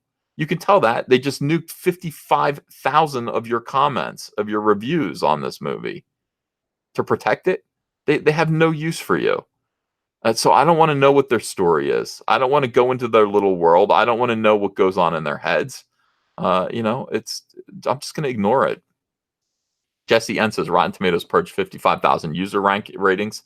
Darth Gavel says too much information. Uncle E, no spoilers. Sorry. Professor Geek says, will a long-haired Asian KFC employee serve Cyberfrog a chicken in a dick hat? John Beck, thanks for 10 pounds. Did you see that Doug had an 18,000 shortfall on his shipping? Are you going to need more coin for the shipping? Looking forward to getting a hold of my frog. Well, no, I'm not. We made so much money that I'm sure, like, we brought in so much money, we can afford to do this. Now, I might adjust it for the next campaign, and they're going to help me. The fulfillment center is going to actually advise me about how better to charge for shipping, for future campaigns. But we raised $628,000 from that. I will tell you guys that from that money, they were making Anti-Comicsgate was like, he's not going to get to keep $500,000. That's right, we're not. But from that money, in terms of our profits, we are going to be able to put down a nice down payment on a big house, which is, all we really want. I'm sure we'll do better with our next campaigns. We did spend a lot of the money just producing the book, and then all the extras, and then of course, shipping is going to be ridiculously expensive. People don't count on that. Taxes and shipping. When I see these projects happen, and it's like they only raised $9,000, I'm like, shipping is everything. Shipping costs so much money. It costs like $10 at least to ship a comic book that's going to get there safely. But on top of that, taxes, just take 1/3 right out of that and just throw that right over to the government. That's seriously the way it works. Your profit margin ends up being kind of slim. But this is a good thing. I mean, out of this project, I mean, we're gonna have a new home. So thank you guys for that. Appreciate it. Your boy Zach's here. Hey, how you doing, Zach? Yeah, shipping is rough, man. Shipping and taxes. Producing the book isn't as expensive as I thought it was going to be. When I saw the cost, how much it cost to produce the book, I breathed a sigh of relief. I was like, all right, that's fine. That's good. But, really, it is taxes and shipping. All right. So I'm not going to ask any more money from you guys. You guys did your part with Cyberfrog Blood Honey. Just sit back, expect to get it in your hands. And then I'll probably adjust things with the shipping. I still want to do a flat rate, for shipping, but I'm going to let the fulfillment guys let me know what I should be doing. Jesse N says you should really look at the audience score on Rotten Tomatoes for Captain Marvel. They purged 55,000 user ratings. George Peter Gatsis says, hail, Uncle E. By the way, thanks for $20 Canadian. Joe King comic on Indiegogo needs 5 more backers to reach its goal. Please back this fun, bright, colorful, humorous book that makes fun of Star Trek and the Orville with a superhero twist. Guys, go look at Joe King comic on Indiegogo. And please, it only needs 5 of you to do that. We got 2,098 people watching right now. If only 5 of you will go over there, you'll be able to make that guy's comic get fulfilled and happen. So please do. Ian Howe says, and thanks for $20, Ian Howe. Please do the black and white as an oversized hardcover, like an absolute edition. All right. Yeah. I'll run it by the guys. I want to keep it. Like, things are already so expensive with Comicsgate. You know, it's like these books have to be pricey. So I want to keep everything as inexpensive as possible. But I mean, if what you guys want is something like that, some premium product, I mean, we can absolutely do that. You know, I will kind of take a poll and a vote and just see what you guys say. Antoine Dennison says Cyberfrog is not a pretentious product, softcover. See, so that's the other side of the argument. I still kind of want them to be. Okay, here's the bottom line, Ian. Here's how you should look at this. There is going to be an oversized hardcover, beautiful absolute edition when all 4 books are finished. So that's coming anyway. I'm not sure that we need to do the bells and whistles thing this early on. I want to do something that looks like, basically, here's the product that I want to produce. I want to produce a product that looks like you were just handed the entire stack of original art to go through. Here's the entire book with the lettering on it so you can read it, but it's like you get to see all the original art as it looks in black and white, stapled together. You know, it's going to look like a very nice product, but it's for collectors. It's for people who just want to enjoy what my artwork looks like stripped down from color. Dave de Bergerac says, where did all the user ratings go on Captain Marvel? I know. Boomstick 1911 says, so how do you make time to practice and sharpen your skills? I spend hours practicing, but complete very few projects. Well, you should be doing projects while you're sharpening your skills. You should be sharpening your skills on your projects. I never sat down and just did drawings all the time. I would always draw complete pages of Cyberfrog. You know, that was what I did. Darth Gavel says, happy Alita Battle Angel Day, everyone. Are you ready? Yeah. Eggert Snark, yeah, it's the Alita challenge. Go see Alita today, please. Eggert Snark says, read Brianna Wu's thread on Kiwi Farms and LOL Cow Wiki. There's thousands of pages. Wu is the LOL Cow Queen. Lol Cow, I think you pronounce it. Oh, okay, so go to Kiwi Farms. Is that why Wiki? I just realized Kiwi is Wiki, all rearranged. Does that have anything to do with anything or no? Thunderbird, whoa, hang on a second. I lost my place. Thunderbird, thanks for $7.99. Hey, Ethan, I want to say I appreciate everything you have done for Comicsgate and the Fandom Menace. Hey, it's my pleasure. I enjoy it. I love it. Absolutely love it. I like being a happy warrior. Chris in Oregon says, have you seen Rupert P. Villain's Brie Larson video? No. Send it my way. B. Schneider says, I'm telling you, the moon thing is real. I'm $10 into this now. Google it. Okay, I will. I mean, I won't forget that. That is funny.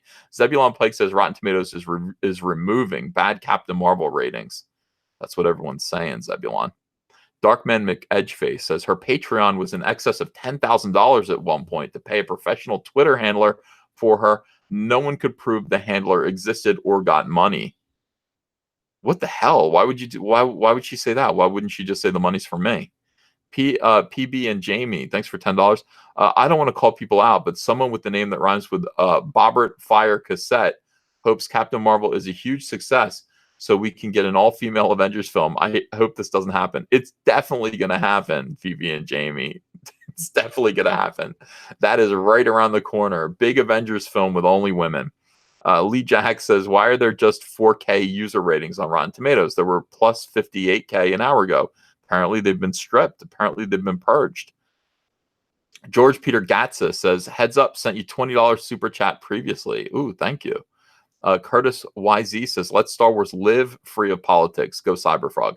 James Trammell says, check my Rotten Tomatoes profile. My Captain Marvel review is gone. So you're one of the guys that got purged, James. That's terrible. Avataz says, hey, Ethan, happy Go Make Me a Sandwich Day. Perkindo, thanks for $10. Just got a call from my friend that manages a local theater offering me free tickets to Captain Marvel. Sales are so slow. He has plenty of empty seats to give away. Vogus Fortune. Well, we'll see how that all goes. I mean, it sounds familiar. All of this sounds like Solo to me. It sounds like Solo. But yeah, the Thursday of Solo, they were super optimistic. I showed it in this video I just made. Super optimistic about how Solo was doing. By the way, we just cleared 112,000 subscribers. We're at 112,000 subscribers. We just passed that. Thank you, everyone. Thanks for subscribing to this channel. That's great. I can't believe it. I'm so psyched about that. 112,000. What was I saying? Oh yeah, they're bragging about it on Thursday about Solo's early numbers. But the thing about it is that you're always going to have people who are excited about seeing a movie early. Like every single movie, you've got people who are waiting to see it, can't wait, and want to see it the minute they're able to. So those Thursday numbers are going to be big necessarily. Those are the fans. Those are the fans who are just like lining up to see Captain Marvel. We've seen pictures of them. They all look like my Soy Boy sketch, every single one of them. So the numbers are going to be good early on. And then as the reviews are just kind of like lukewarm, trickling in, blah, blah, blah, people are going to fade out. And even though they think that this is going to register as, constant enthusiasm all weekend long, that they're going to see $150 million this weekend, I'll be surprised. I would be surprised if that were the case. I still think we're looking at 100, maybe under 100. I don't know. I would love to see them not break 100. I think that would be funny. But we'll see. Bogus Fortune said 50,000 reviews removed. Rating went from 33 to 36%. Hope it was worth it for the backlash that will come. Rotten Tomatoes is dead. Rotten Tomatoes is an absolutely dead website. I will make a video on this as soon as I'm done. They killed themselves for this movie. Rotten Tomatoes, yeah, I do hope it was worth it. I hope it was worth losing your credibility for this crummy movie. Everything that you build up over the past 10, 15 years, I hope it was worth it for Captain Marvel, because you absolutely threw it away, and you are going to be a hobby horse for Comicsgate and the Fandom Menace for the next year. We're going to ride you into the ground for this. You don't remove people's reviews. Mazamonti says, Elite Challenge complete. I've sent you something nice. You better like it or else. LOL. Oh, thanks, Mazza. Yeah, maybe I'll go to my mailbox today and just see. A lot of people are saying I sent you things, so I'll go see. I'll make a video. I worry about you guys getting bored of my opening videos, but nobody has said that. Everybody has said they like the opening videos. So we're good. I'll keep making them every week. Darth Gavel says, nuke Rotten Tomatoes. # without respect, we reject. C. Kalinowski says, off topic, I haven't heard anyone mention Ben Henderson, Chuck Dixon, Mike Barron, Brett Smith forming their own company. What are your thoughts? I think it's great. Ben Henderson is the kind of guy who gets stuff like that done. I mean, he is an entrepreneur. He's very smart. He's got tons of enthusiasm. All he needs is the talent. He's got the talent lined up here. He just needs people to help him. Chuck Dixon, Mike Barron, two of the biggest writers in comics, and Brett Smith, a great colorist. I think it's going to succeed. That's what I think. Perkindo says, I said no thanks to free tickets, by the way. Oidi Sway says, check out Through the Woods on Indiegogo. Aaron McFinnigan says, left 1 plus 5-star and neither one worked. So you tried it both ways. They must have just shut down the reviews altogether then, I guess. Black Angus Review says, Alita sucks. Go see Fighting with My Family. Great show. Everett Todd says, A-Force sucked hard. It died early for a reason. And Jay Stein says, hey, Ethan, go check out the main page of Wikipedia today. You'll know what you're looking for when you see it. Is that right? What's up with that? Let me see. Wikipedia. So if I just put on Wikipedia, wikipedia.org or Wikipedia, the free, main page. There it is. Ooh, okay. Hold on. Let me just show you guys. Yeah, this is exciting. Why is my Steam account up? I don't want my Steam account right now. Hold on a second. Yeah, it's on Dig Dug. Just playing Dig Dug all day. All right, so here's the main Wikipedia page right now. Of course, look at this. Brie Larson is the first article. Everybody's talking about Brie Larson. Down here is another actress you may have heard of, Lauren Bacall. But no, we're talking about Brie Larson with her little smile. Born in 1989. 1989. My God, she's that young? She seems older than me. She seems like ridden hard and put away wet. Like, I don't understand how this woman was born in 1989. She's younger than my youngest sibling. She's an American actress and a filmmaker who has received many awards and nominations. At age 6, she became the youngest student admitted to a training program at the American Conservatory Theater. She began her acting career in 1990. Who cares? Enough. Yeah. People are shocked by that. Yeah, people are like, I thought she was 45. Rams the name com says Ethan plays Dig Dug on stream. I do. And you think I'm kidding about that, but I'm really not, you know. Look. This is the game. Well, the last time I played was, look, you can even see this, December 18th. So it's not like I play, and I only played it for 5 minutes. So I'm exaggerating when I say I play it all the time. I barely play video games. I have no time for video games. I admire people who have time for video games. You know, for me, it was just like, hey, I want to play a little Dig Dug. There's 5 minutes. All right, I'm bored. Back to work. Let's see. Boomstick 1911 says, you ever come up with an idea you're really excited about and then lose interest as you work on it? How do you reignite passion for difficult ideas?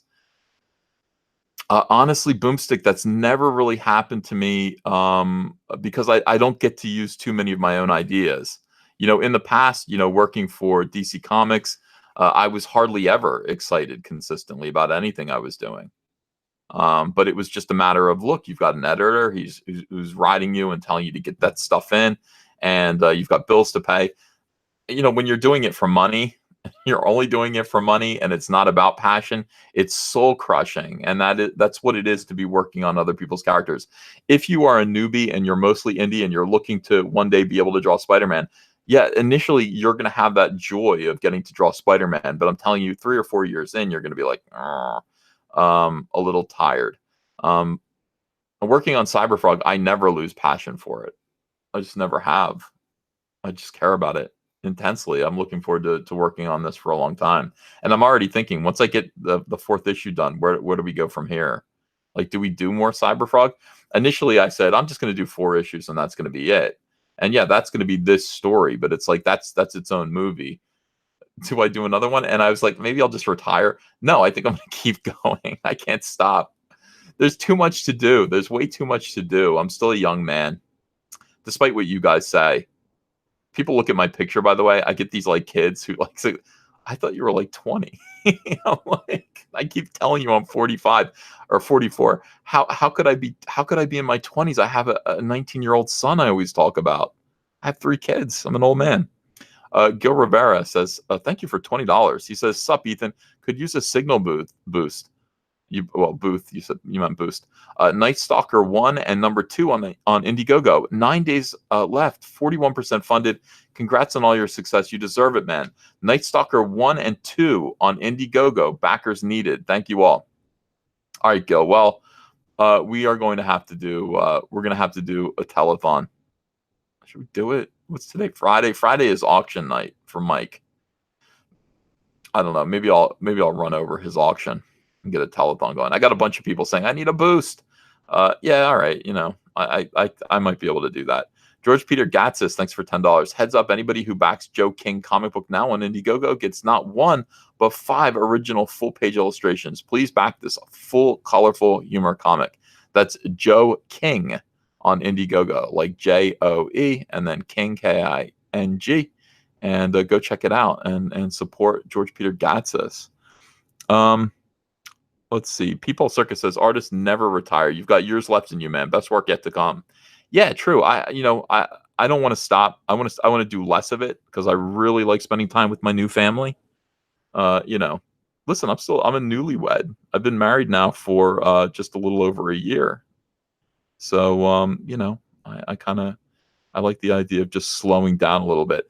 Working on comics for DC Comics for 20 years was a grind, and I look back on it. I'm just like, I did all of that, constantly working, constantly shut in with headphones on, in my own world, not talking. You know, I mean, I didn't get to talk. You know, being a comic book artist means being kind of quiet, and even you kind of have to suppress your personality, which some people would say would be a good thing for you, Ethan. But no, I would go to comic conventions and sit on like big DC panels, and nobody wants to hear what artists have to say. And that's probably a good thing because most artists don't have anything to say. You know, they're just artists. You know, people want to hear what the writers think, not what the artists think. And that was always painful for me, because I'm an idea man, and I want to be, I want my ideas.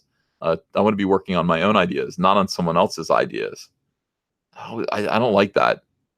It's like being an alpha, being a creative person, who was kind of an alpha in a creative situation. I really didn't like being put in a position where, you know, you're second to the writer, especially when like you were like, the writer's not very good. That kind of a situation, which does happen a lot. Most comic book writers aren't good. They're just not. Yeah, there are exceptions. You've got Jeff Johns. I got to work with him a lot. I had a lot of respect for him. But for the most part, yeah, it's just uncomfortable. So I don't want to I don't want to go back to working like that again.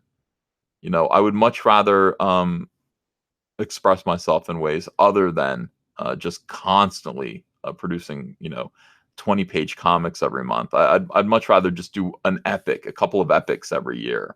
Enjoy myself. Do it for me as much as I'm doing it for you.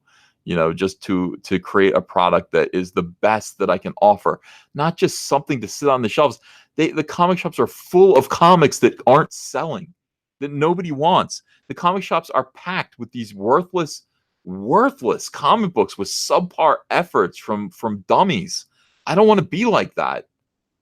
I just don't want to be like that. I don't want to produce garbage periodicals, just garbage periodicals.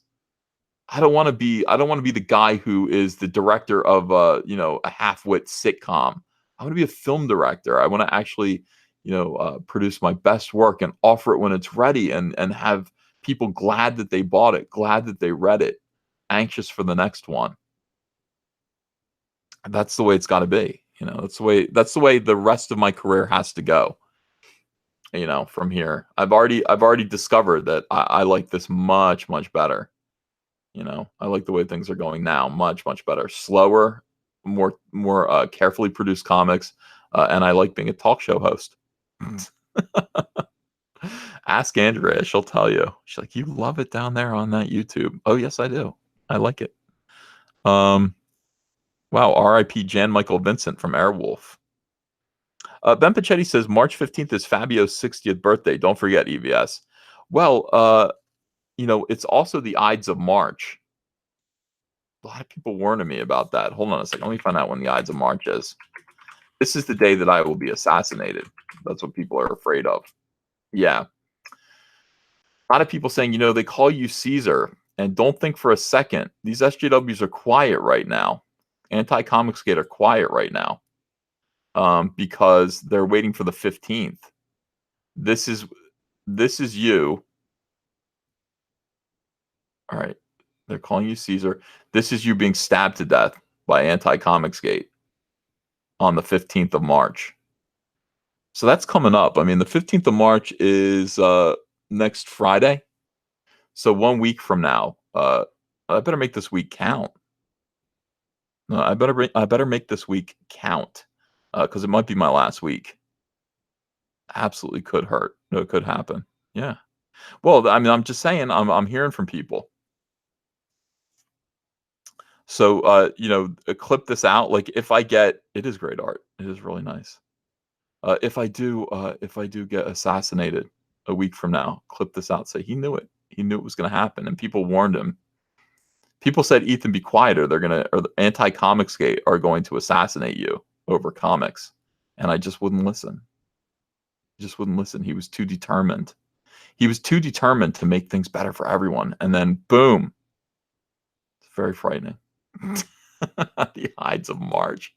If I survive the Ides of March, I'll survive everything. That's what I'm saying to you now.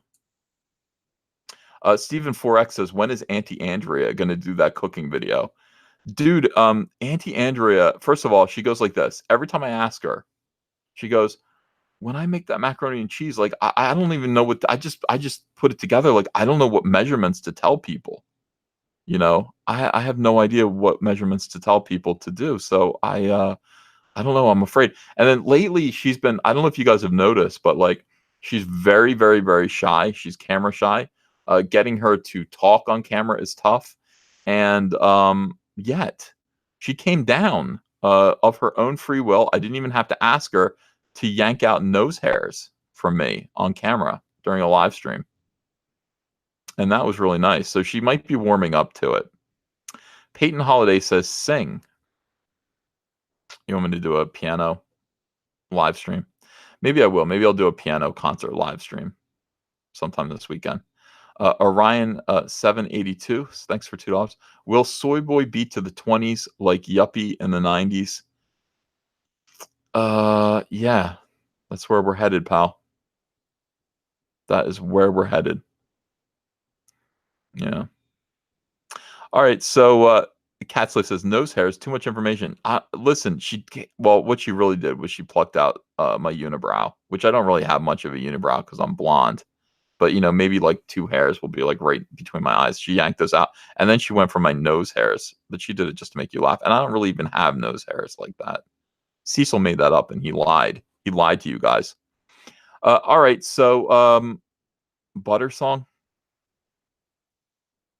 Bomb Shelter. All right. I'll do a couple songs. Hold on a second.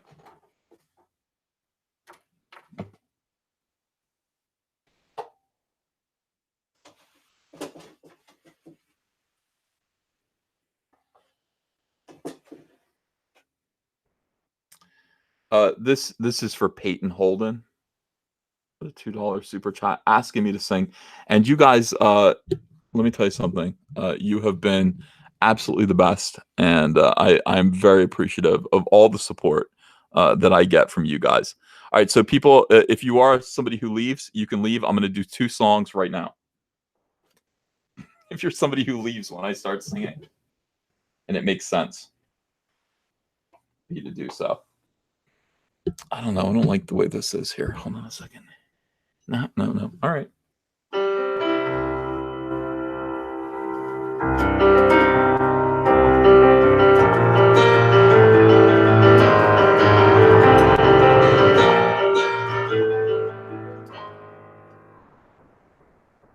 My bomb shelter is pretty nice. I took Dwight Eisenhower's advice. It's full of things I like. A stationary bike, powdered milk, Slim Jims and rice. It's not as if I asked my spouse to excavate beneath our house. She told me it was silly. She said, now come on, really. There's only so much she allows. And it's a shame, because when the bombs are exploding, you'll all be freeloading, but I'm prepared, you see. With a mushroom cloud boom, there's just enough room in my bomb shelter for me and maybe my cat. What do you think of that? Goose. My cat's name is Goose now. My bomb shelter has bonsai trees, a generator with DVDs. But it's only one man's size, so while you're vaporized, I'll enjoy its amenities. Cause my bomb shelter is mine, all mine. So I don't want to hear you whine. It won't seem so dumb when the zombies come, and I'm watching what's my line. Let's see if you're cocky when it's Nagasaki outside in your little town. You'll absorb radiation while I'm on vacation 25 feet underground. I'll be drinking milk in pajamas made of silk.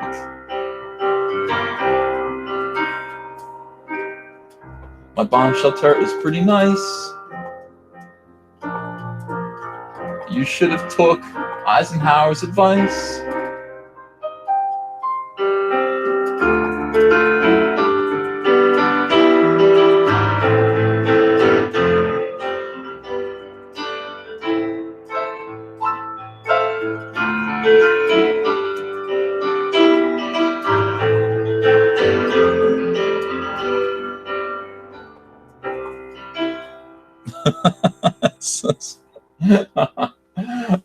Oh my gosh. while you are asleep. That's when I creep and I lick all the butter in your fridge. When you are not awake, I unwrap your Land O'Lake and I lick all the butter in your fridge. The butter in your fridge. The butter in your fridge. So have some parquet. It contains my DNA from when I licked all the butter in your fridge. And have a pat of Blue Bonnet. I practically spat upon it when I licked all the butter in your fridge. Thank you. All right, we got 300 people left. It's just like old times. Yeah, I know. Good stuff. Thank you, everyone. Thank you. Oh, we got some more super chats. Mike Jenkins says nose hairs and toe fungus. So romantic. Well, that's what love is. Ford says, did you guys hear Rotten Tomatoes just deleted 50K comments? Yeah, we know. Pendrop says Willis gets 2 cookies, not just 1. And that's why there is no justice in the world. Thank you, guys. Thank you. I will see you again. I'm going to post a video about this Rotten Tomatoes thing. Afraid I have to do that. And thanks for being here. Thanks for the super chats. See you again soon.